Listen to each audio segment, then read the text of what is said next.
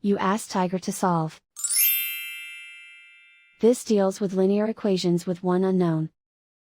The final result is x equals 6. Let's solve it step by step.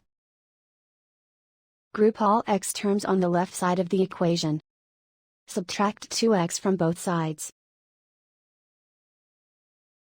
Group like terms. Simplify the arithmetic. Group like terms. Simplify the arithmetic. Group all constants on the right side of the equation. Add 4 to both sides. Simplify the arithmetic.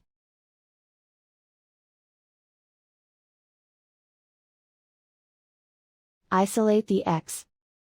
Divide both sides by 2. Simplify the fraction.